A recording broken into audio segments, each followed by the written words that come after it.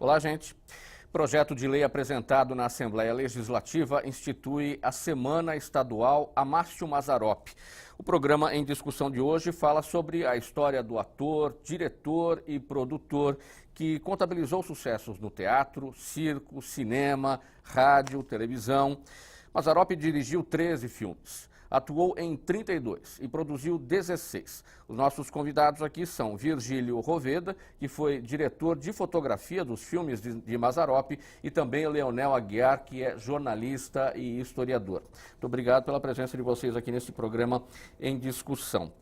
Olha, eu tenho aqui em mãos uma biografia do Mazzaropi, escrita por ele mesmo, e ele diz o seguinte: quando eu comecei minha vida artística, muito pouca gente que vai ler essa história existia. Eu vou pedir licença aqui e dizer o seguinte: quando eu comecei minha vida artística, muita gente que vai assistir a este programa existia. Leonel, o que você acha que a sociedade paulista e brasileira deve saber sobre Mazzaropi, já que muito pouca gente que está assistindo este programa existia na época dele? Bom, primeiro eu gostaria de agradecer mais uma vez o espaço que a Assembleia Legislativa nos dá para que a gente possa desenvolver esse trabalho que nós temos feito com bastante carinho em relação ao Mazzaropi. Olha, o Mazzaropi, Mauro, ele é um dos maiores fenômenos do cinema nacional. Mais de 200 milhões de espectadores, um público de todas as faixas etárias. Até esses dias eu estava na internet, um menino de 8 anos entrou e disse assim: tio Leonel, eu gosto muito do Mazzaropi, eu queria conhecer o Mazzaropi, dá para mim conhecer o Mazzaropi? Falei: você já conhece o Mazzaropi. O Mazzaropi não está mais aqui fisicamente, mas você vendo os filmes dele, você conhece. Não, porque eu sou muito fã.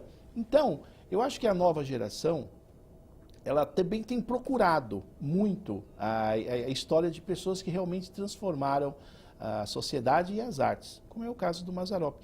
Então, quem está nos vendo agora, possivelmente deve estar com o celular na mão ou deve estar em frente ao computador e já vai digitar Mazzaropi, e aí vai ter todo esse trabalho desse gênio do cinema. Virgílio, a sua avaliação, o que a sociedade paulista e a sociedade brasileira, o que todo mundo precisa saber sobre Mazzaropi? Bom, eu agradeço a oportunidade de poder falar do Mazzaropi. Acho que é importante que a sociedade consuma, conheça, saibam o que o Mazzaropi representou em termos artísticos, em termos de empresarial, principalmente, que ele é um ícone, né, no setor artístico como empresário. Esse é eu acho um dos pontos fundamentais, que a sociedade tome conhecimento de quem foi Mazzaropi, como ele procedeu e prosseguiu e fez toda essa trajetória. Olha, nós estamos falando sobre o projeto de lei que institui a Semana Estadual Amácio Mazzaropi, projeto de lei número 354 de 2014, matéria de autoria do ex-deputado Gilson de Souza, hoje prefeito de Franca. A deputada Célia Leão, do PSDB, é uma das parlamentares que tem atuado aqui na Assembleia Legislativa para aprovação deste projeto. Vamos acompanhar o que a deputada Célia Leão tem a dizer. É isso aí. Agora a gente volta. Tá. A gente não sabe o que ela vai dizer porque não gravamos ainda. Isso aí vai ser...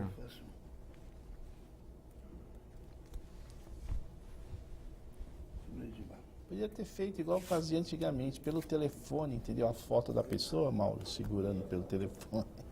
Hã? Podia fazer igual fazia antigamente, punha a foto da pessoa pelo telefone. Aquele telefone vermelho de disco. Deputada, fale aí onde você estiver. Via Embratel? Nossa, me fala.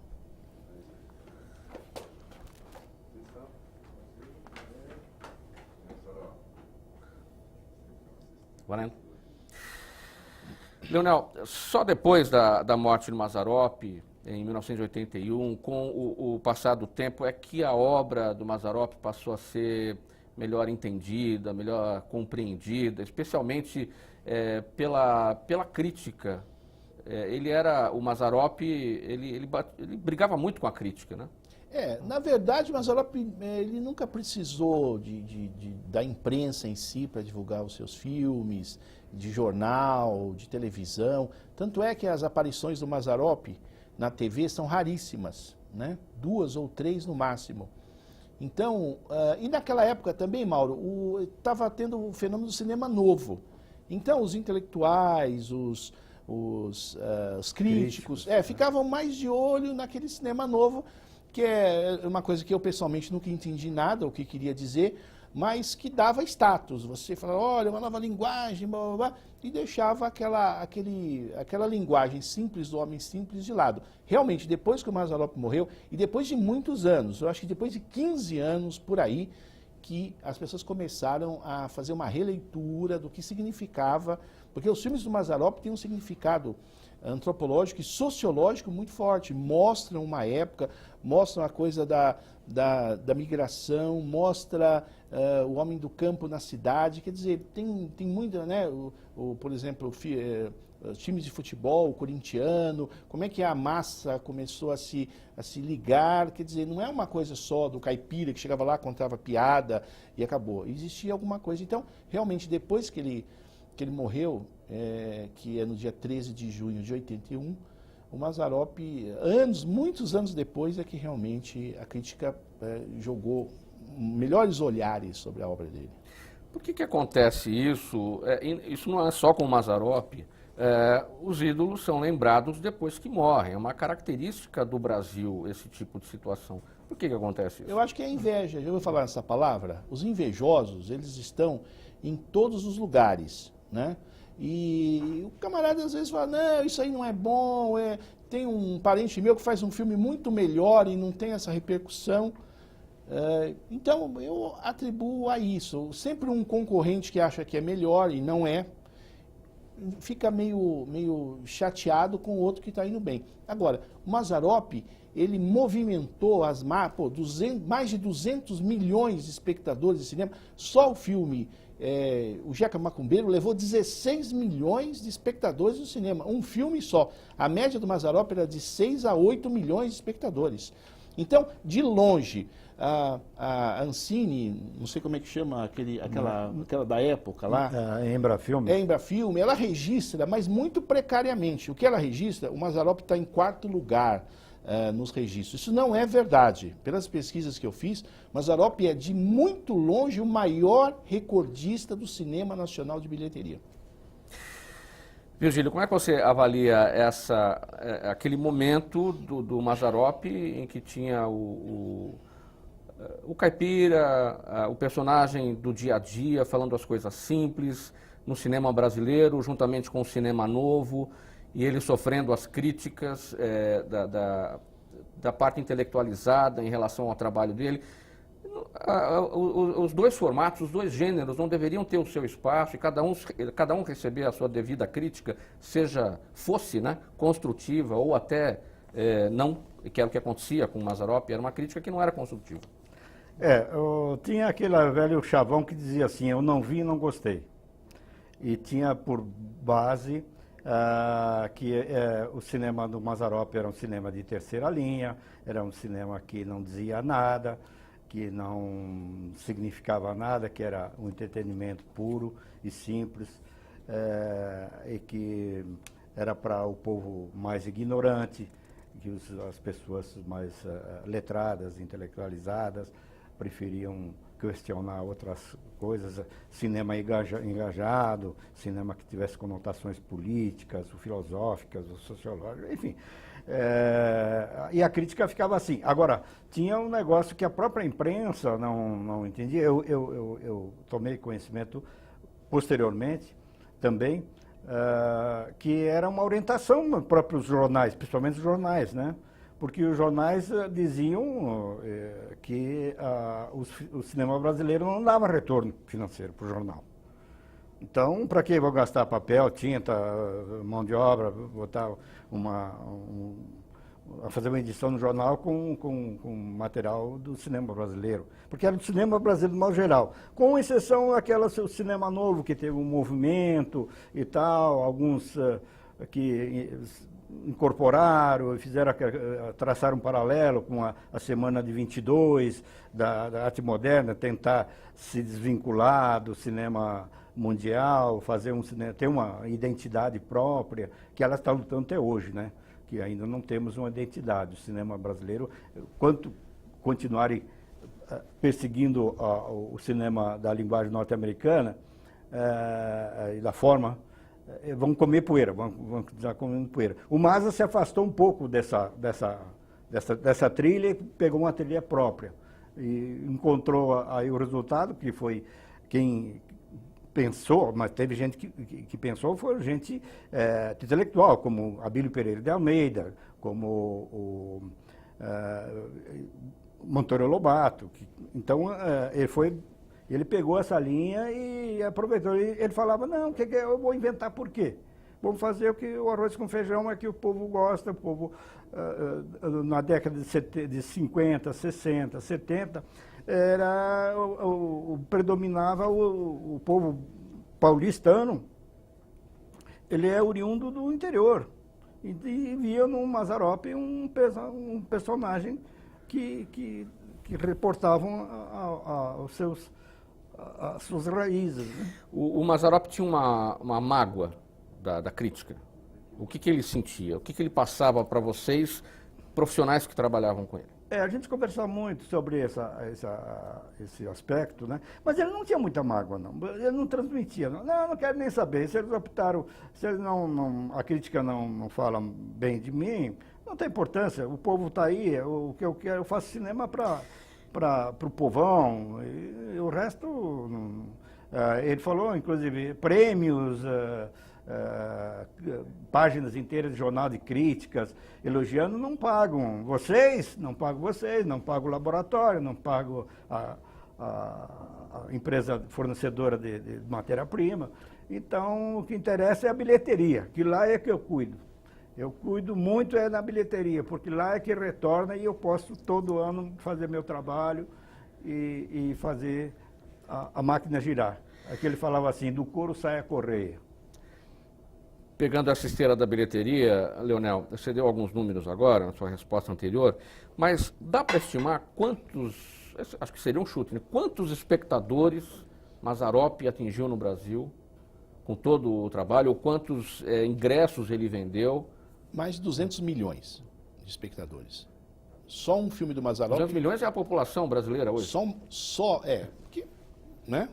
Era muito mais do que a população... O que acontece? As famílias... O Mazzaropi tinha um tipo... Nas nossas pesquisas, eu cheguei à seguinte conclusão. A Igreja Católica, no final, tem o sermão. Quem é católico sabe. E o padre, em algumas paróquias do interior, dizia assim, se você quer um divertimento sadio para sua família... Porque os filmes do Mazzaropi não tinham palavrão, não tinham insinuação de conotação sexual.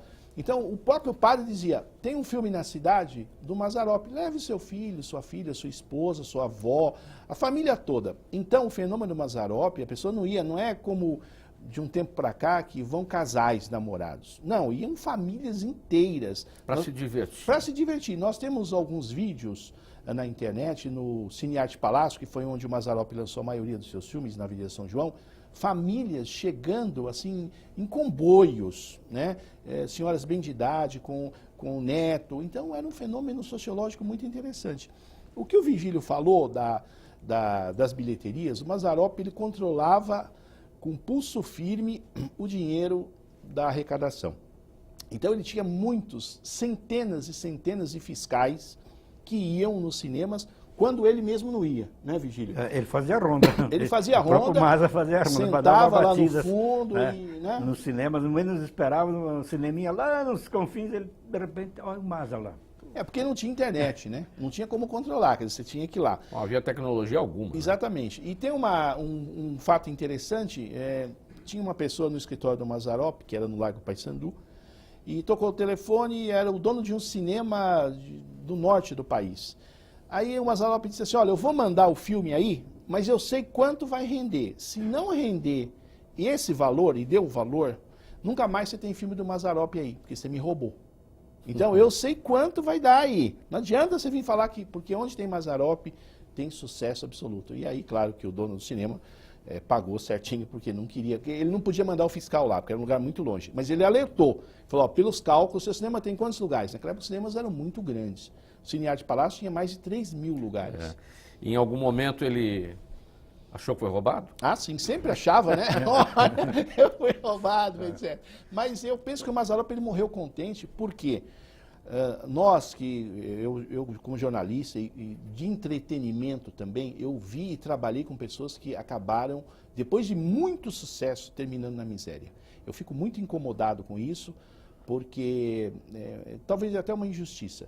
E o Mazzaropi não, ele morreu bilionário, né? Segundo os nossos levantamentos, o Mazzaropi deixou R$1 bilhão, fruto do seu trabalho no cinema, sem precisar da iniciativa pública. O Mazzaropi nunca pediu dinheiro emprestado para ninguém. A única vez que o Mazzaropi teve como presidente da República foi com o então presidente Emílio Garrastazu Médici, foi recebido pelo Médici e pediu apoio para o cinema. Ele não disse, olha, vamos financiar, não. Mazzaropi bancou todo. Só o primeiro filme que o Mazzaropi fez pela Panfilme, que ele pediu um adiantamento para o dono do cinema Arte Palácio, porque estava faltando um dinheiro, ele vendeu a casa, né, porque o Mazzaropi fez primeiros filmes pela Vera Cruz, depois pela Cine District, e depois ele montou a Panfilmes, que era uma empresa dele. Logicamente, quando você começa a empreender um negócio, tem uma dificuldade inicial. Então ele disse para o dono do Arte Palácio, me completa esse valor que eu estou faltando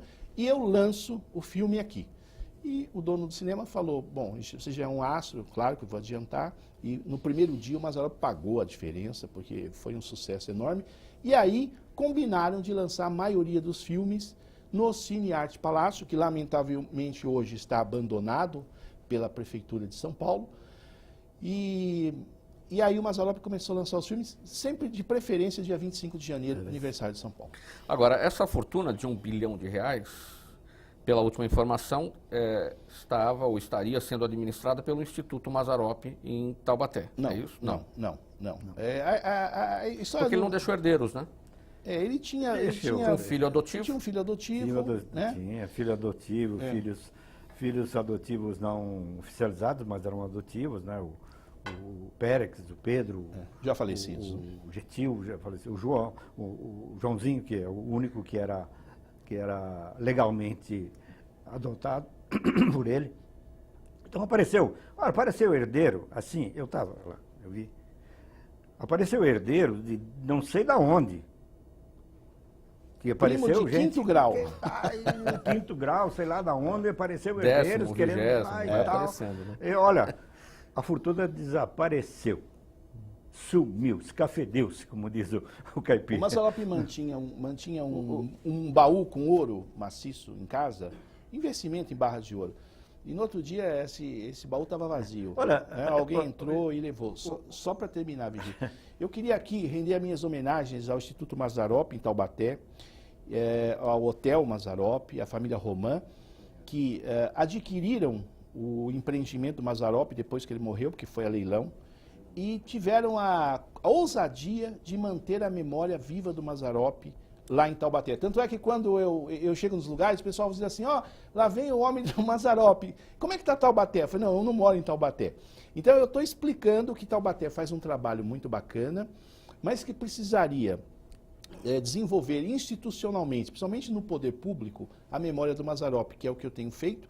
E quando o deputado Gilson de Souza, na época, me disse, você teria alguma ideia de projeto? Eu falei, tenho. Ele falou, então senta aí e dita. Eu ditei para a assessoria do deputado esse projeto. Foi uma cena linda, 9 horas da noite de uma quarta-feira. Eu ditei esses 5 artigos da PL 354 e para prestigiar o artista brasileiro nos segmentos que o Mazzaropi atuou. Rádio, cinema, circo, TV. Então a gente todo ano, desde 2013, faz a entrega dessa comenda para artistas que atuaram nos mesmos segmentos que o Mazzaropi atuou.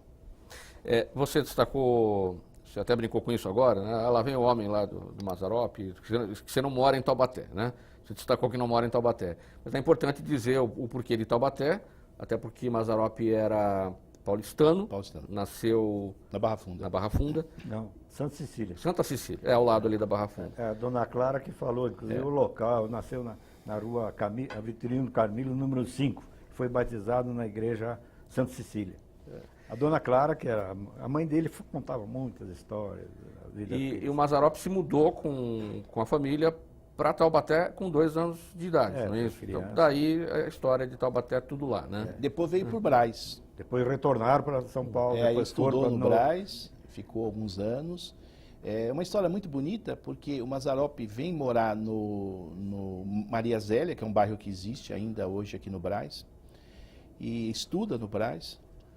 E depois a família muda de novo, me parece que para Sorocaba, né? Enfim, tem uma mudança. Ele foi morar em Curitiba com a família. E depois, em 68, Mazzaropi volta e faz O Corintiano, o filme O Corintiano, exatamente onde ele morou, no Brás. Então, ele já volta famoso e é um filme histórico esse, né? Já que você falou do Corintiano, a gente vai assistir um pouquinho deste filme no próximo bloco. Nós vamos para o intervalo agora. Você acompanha aqui na TV Assembleia SP o programa Em Discussão, falando hoje sobre o projeto de lei 354 de 2014, que institui a Semana Estadual Amácio Mazzaropi. A gente volta já já.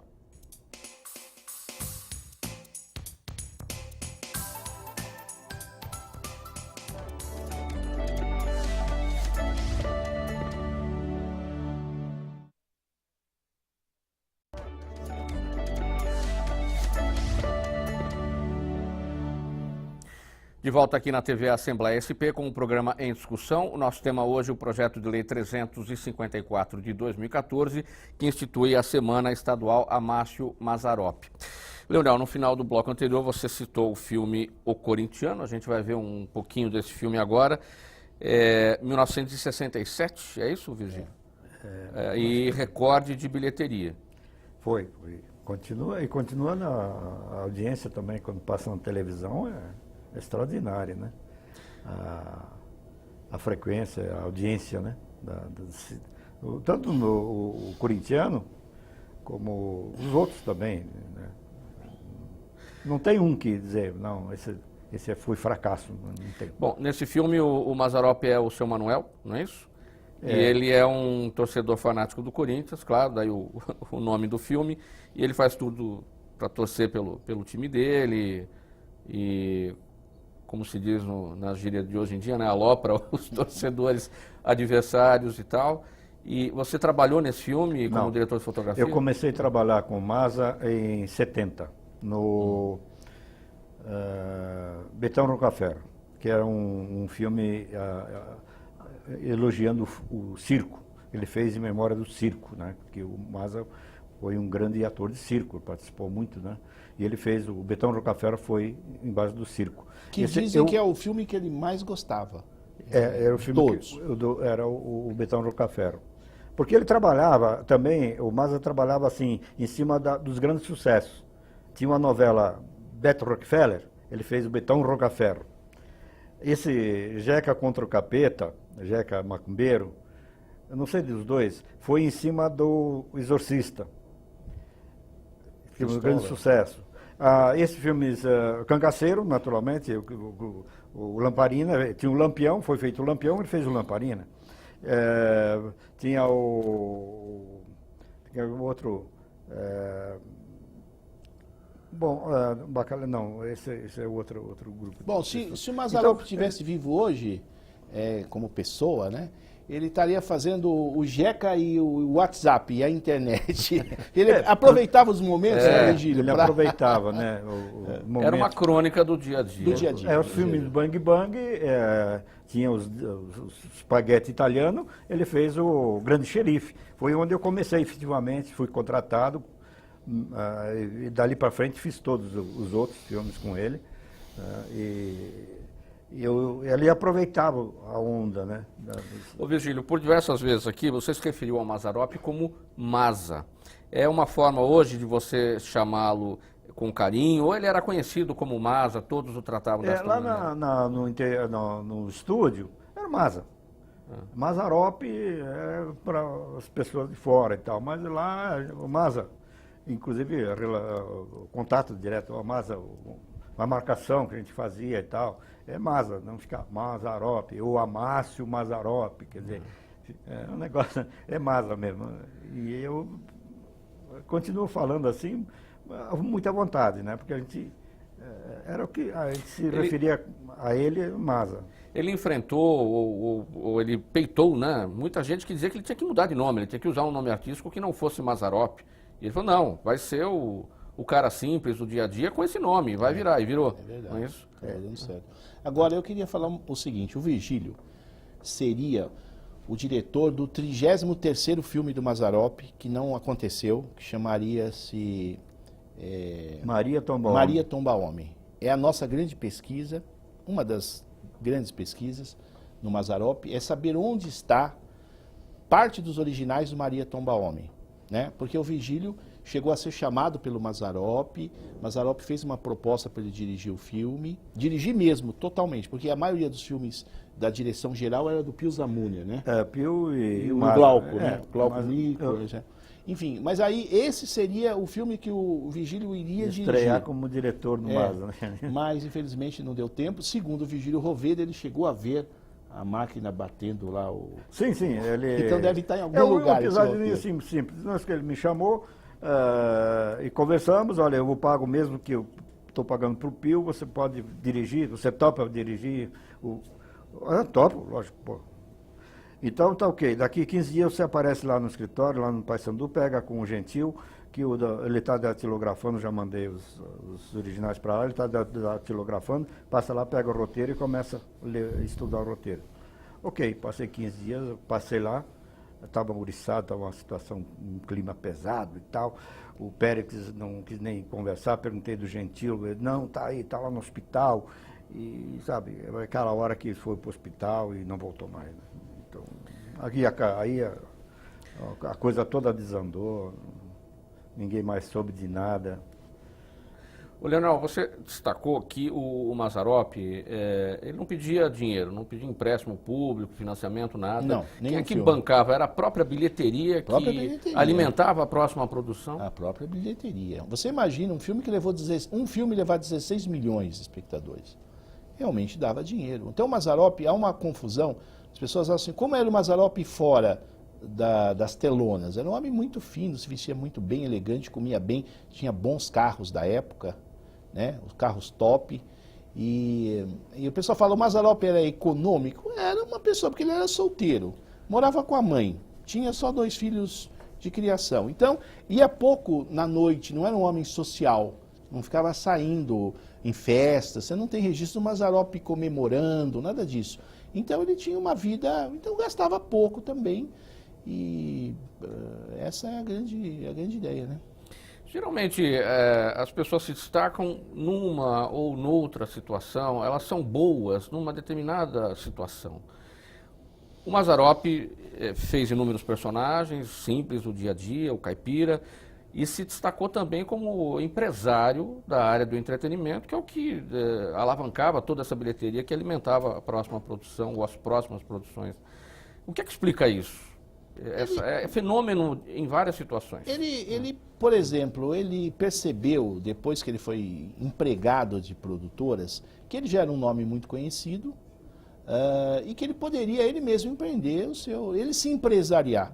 Então aí o Mazzaropi monta a cidade cenográfica lá em Taubaté, monta um hotel, até para facilitar que os atores fiquem lá hospedados. Então ele monta uma estrutura, né? Vai montando, porque ele já era um nome consagrado, não teria mais sentido ficar trabalhando, ganhando um salário para alguém, de alguém, né? Então ele acaba montando toda essa estrutura que ele fez em Taubaté, né, Virgílio? Mas eu sempre falo, ele conseguiu conciliar dois pontos muito divergentes. Dos meus 50 anos de vida fazendo cinema, 52 já, eu não encontrei nenhum cidadão que fosse artista e empresário ao mesmo tempo. Aliás, encontrei o Maza. Só. Eu já fiz um rastreamento e não encontrei fulano, Beltrano. O Massaíne foi bem sucedido, mas era só produtor. o outro era só diretor, e, enfim, cada macaco no seu galho. E o Maza conseguiu estar nos dois galhos. Como empresário, um gênio. Ele era o Jeca só na frente da câmera. Fora da câmera, era um empresário mão de ferro. Não brincava em serviço, não. Esse negócio de, tanto tratando conosco, lógico que ele tratava uma dignidade assim, acima de qualquer suspeito. Porém, com relação ao exibidor, as casas, eu vi, porque eu acompanhei alguns lançamentos e via, né, a maneira como...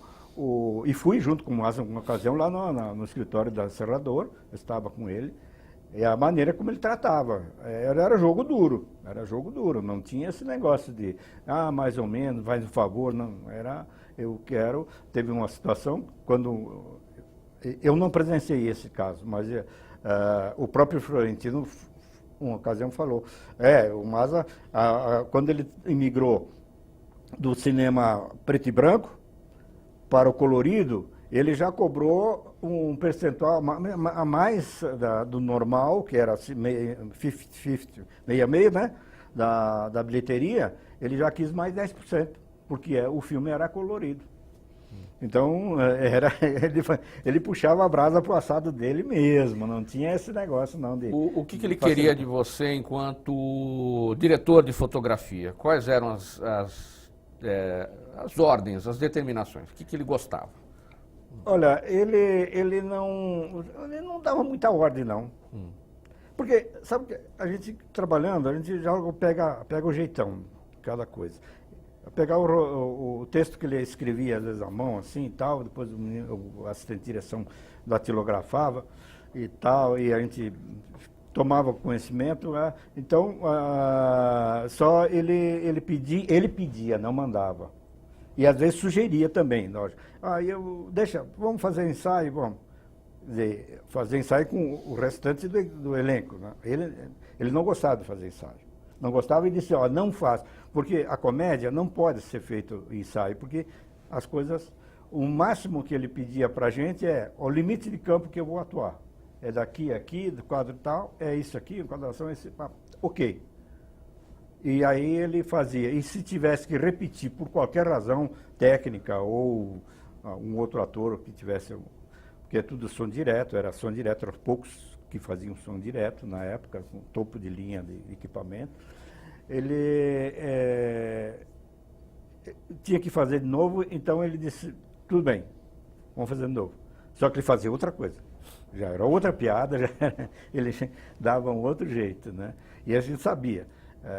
O Maza vai entrar em cena, vai. Carrega a câmera, a Mitchell, que era com um chassi de 300 metros, 1000 pés, né? Abarrotava o chassi de filme, porque a gente não sabia onde ia começar, mas não sabia onde ia parar a ação do Maza, né? E tinha que ficar muito esperto, né? E mesmo assim, quando ele não sentia que não, ele mesmo sentia, eu não senti legal o que eu fiz e tal. Vamos fazer de novo?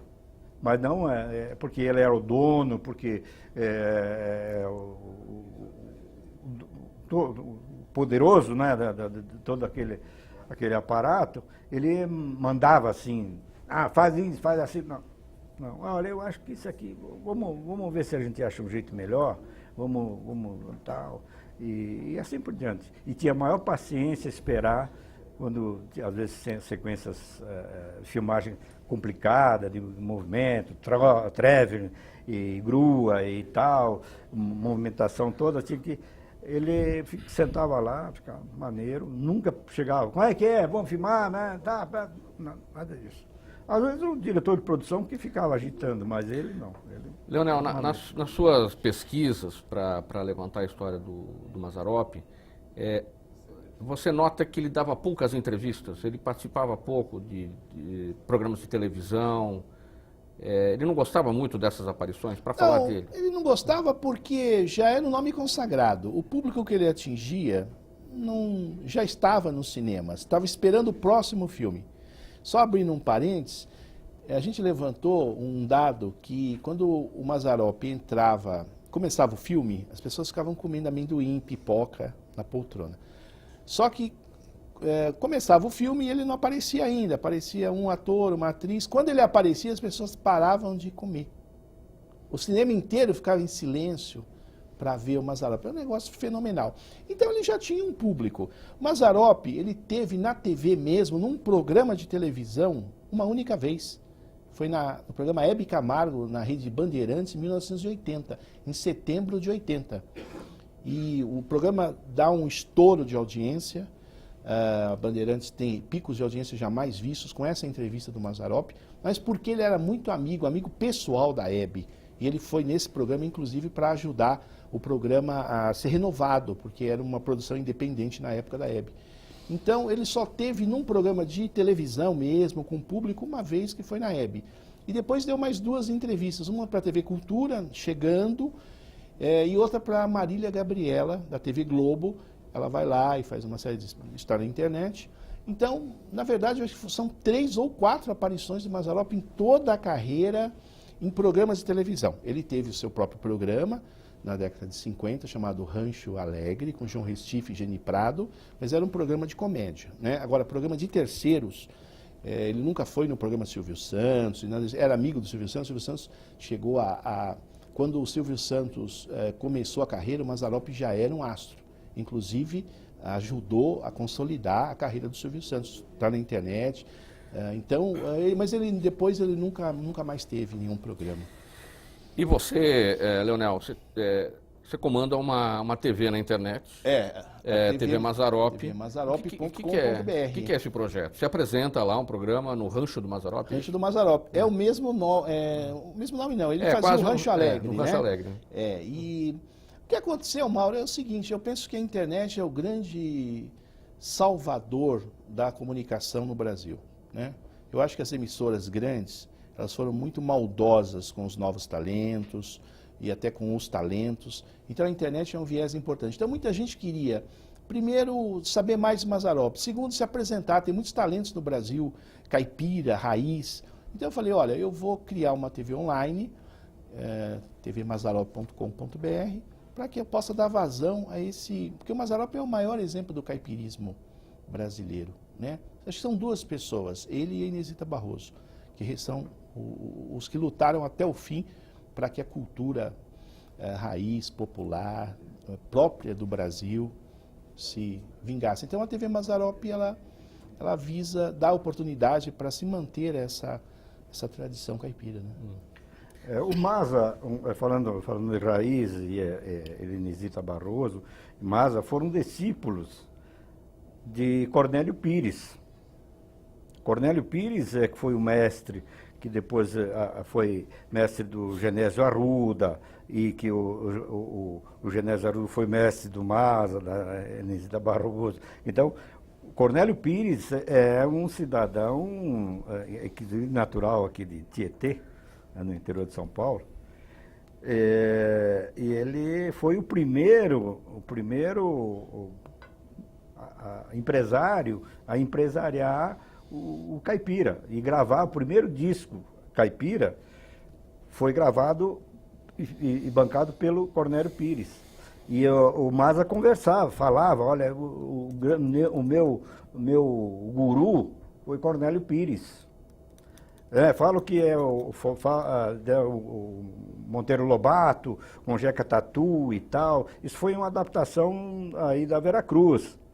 Mas eu me pautei pela criação de Cornélio Pires, e lá na década que foi de 1920 e pouco, 30.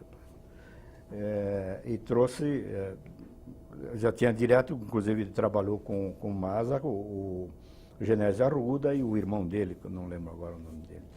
Então ele veio trazendo até o ponto. Agora está um vazio. O Mazza foi embora e está um vazio nesse setor. Já foi pensado alguns outros e tal. Eu até ajudei a fazer um outro filme aí do gênero e tal, mas também não virou. Não adianta. Sabe? Aí no cinema a gente fala, Ó, inventa outro, esse já deu, é esse caminho, não ficam querendo imitar Mazzaropi, ou como aconteceu, imitar Zé do Caixão, ou imitar o Grande Otelo. Deixa, inventa outra, porque essa já foi, já deu certo assim. Né? Mas foi o que está aí patenteado e com uma reciclagem, tem uma reciclagem muito grande com a televisão. Que hoje os filmes são mais vistos hoje do que na época das bilheterias, que todos os milhões hoje vai para o ar um filme, quantos, eu nem tenho ideia mas é uma coisa assim gigantesca, né, de espectadores. Ele está sendo mais visto e mais cultuado hoje do que na época. Né? Virgílio e Leonel, o que a gente pode ainda falar do corintiano? A gente já entrou nele um pouquinho, além de... Você não pode ficar insistindo em corintiano, senão os palmeirenses vão brigar comigo. Então já vou brigar. Os palmeirenses vão ficar mais de corintiano, né? Quais são as curiosidades? Ele era corintiano. Roxo. Aquele burrinho que aparece no filme, que é preto e branco, as pessoas pensam que foi pintado, né? Vamos dar uma espiadinha no filme enquanto você fala. Mas o burrinho, ele era preto e branco mesmo. Foi uma dificuldade para achar um jegue, né? É um burro. Era um burrinho, né? E aí, exatamente para poder ficar parecido com o que o Mazzaropi queria. Né? Então, é muito bacana. Nós também temos um trabalho para tornar o bairro Maria Zélia um bairro mais atrativo, baseado... aí a gente pode ver ele atendendo na barbearia, né? E quem era corintiano não pagava. Agora, quem era palmeirense... é isso, né? Agora, falando de corintiano, há um tempo atrás eu estive lá no Instituto Mazzaropi, e que eu sou colaborador, já colaborei com muitas peças, material fotográfico e tal, para o acervo lá do Instituto. E o Ramon Neto, João Ramon Neto, que é o dono do hotel, o herdeiro, né? Ele e a Carmen, que são os herdeiros, né? Eles vamos fazer reeditar, vamos fazer novamente o corintiano. E o próprio Ramon deu vamos fazer e tal. Eu fiquei meio assim, refazer o resultado refazer filmes que já foram feitos, parece que não tem dado muito certo. E sem o Mazzaropi que é o pior, né? E sem ele, fica meio complicado. Porque aconteceu, eu fiquei assim porque aconteceu com o Menino da Porteira. O Menino da Porteira com o Sérgio Reis, eu dirigi a produção, quando refizeram, não deu nada, virou água de batata. Não aconteceu nada. E eu disse, Ramon, não sei se vai dar certo. Sem o Mazza, refazer o corintiano. Remake, né? Remake, né? Eu voto visceralmente contra qualquer remake de Mazzaropi. Tá? Voto e ajo contra ainda na imprensa se alguém tentar fazer um remake, porque o que está feito, é um astro que não precisa de retoques e nada disso. Eu ia te fazer essa pergunta, Leonel, mas acho que agora você quebrou as minhas pernas. Leu... Aliás, não quebrei, não. Você leu meu pensamento. Você viu que eu fui ficando, né, mais nervoso, porque é uma ideia que realmente, com todo respeito ao museu, não tem pé nem cabeça. Porque você fazer um remake cujo o personagem principal é o Mazzaropi, você vai criar outro de onde? Não tem como. Então isso acho que foi até uma brincadeira, porque às vezes, né, no final do dia as pessoas brincam. Eu quero só aqui agradecer ao Museu Mazzaropi em Taubaté pelas imagens cedidas do filme corintiano que nós exibimos agora. E as nossas homenagens, eu volto a dizer, sempre, apesar de eles terem comprado o hotel, a fazenda, eles acabaram mantendo todo o acervo que lá dentro estava, câmeras, figurino. Hoje o Museu Mazzaropi é digno de ser visitado, o hotel, porque ele tem um acervo de mais de 6.000 itens do Mazzaropi, viu? A gente precisa concluir, mas você falou que você não ia deixar um remake, você falou que você ia para cima, mas eu vou te fazer essa pergunta, quem é que qual é o ator que poderia fazer, se tivesse que ter um remake, você não aprovaria, qual o ator brasileiro hoje que poderia fazer o papel de Mazzaropi? Nenhum. A TV Globo fez a novela Eta Mundo Bom, aliás, maravilhosa, do Valcir Carrasco, e baseado no Candinho, que é o filme do Mazzaropi, o personagem do Mazzaropi. E o ator que fez, não me recordo o nome agora, foi muito bem, mas ele mesmo disse, eu não me sentia confortável, porque quando eu olhava o Mazzaropi, eu falava, puxa, embora, né, não era um remake, mas o Valcir Carrasco assistiu todos os filmes do Mazzaropi. Então vamos mudar a pergunta, não o ator que poderia fazer o papel de Mazzaropi, mas qual é o ator hoje em dia que se parece com o Mazzaropi? Eu não conheço. Não existe um novo Mazzaropi? Não, eu não conheço. Não existe, Virgílio? Tem um cidadão que aparece na televisão que quando vejo, faz lembrar um pouco o Ratinho. Aquelas caras dele faz lembrar um pouquinho o Mazza. O sonho do Ratinho era ser Mazzaropi. Fica uns 700 mil quilômetros de distância, mas você tem direito de sonhar à vontade. Né? Mas ele faz lembrar um pouco, né? Tá bom, o tempo do programa já se esgotou, Virgílio. 1 minuto, 30 segundos para a sua conclusão sobre o nosso tema, o projeto de lei que institui a Semana Estadual Amácio Mazzaropi.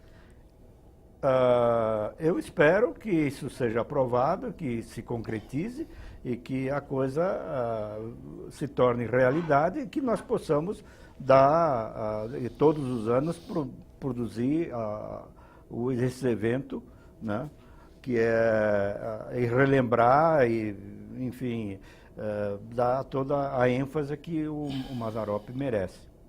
Sua conclusão, Leonel, sobre o nosso tema, a Semana Estadual Amácio Mazzaropi. Mauro, eu apelo aqui a todos os parlamentares da Assembleia Legislativa de São Paulo, em especial o presidente Cauê Macris, para que coloque na ordem do dia a PL 354, que já passou por todas as comissões e aguarda ir a plenário. Eu falei até com o governador, para que quando for a sanção, nós possamos fazer uma festa no Palácio dos Bandeirantes. Para mim isso é muito importante. Eu fico até um pouco, não diria chateado, porque é uma causa muito nobre, mas tem que explicar que um ícone da cultura brasileira está aguardando a gente sabe dos trâmites que são necessários, mas já foram todos vencidos. Todos vencidos. Passou por todas as comissões, já está na ordem do dia. E o maior presente que eu poderia receber esse ano ou ano que vem é ter a Semana Estadual Amácio Mazzaropi como projeto de lei e como lei aprovada e sancionada pelo governador Geraldo Alckmin. E olha, o projeto aprovado aqui na Assembleia Legislativa e sancionado pelo Executivo e nessa festa lá no Palácio dos Bandeirantes, pode me convidar que eu irei. Não, você está convidado e eu acho, agora, minhas homenagens também à Assembleia Legislativa, que sempre abre as portas para que eu realize a Semana Mazzaropi, em especial a deputada Célia Leão, que esse ano ajuda, de alguma forma, que a Semana Mazzaropi aconteça. Muito obrigado, viu? Muito obrigado, Leonel Aguiar, muito obrigado, Virgílio Roveda. Hoje nós falamos aqui neste programa em discussão sobre o projeto de lei 354 de 2014, que institui a Semana Estadual Amácio Mazzaropi. Essa é uma matéria do ex-deputado Gilson de Souza, do Democratas, que hoje é prefeito de Franca. Muito obrigado a você que nos acompanhou neste programa. Fale-me a respeito na rede social, no endereço que aparece aí na sua tela. Tchau, até o próximo tema.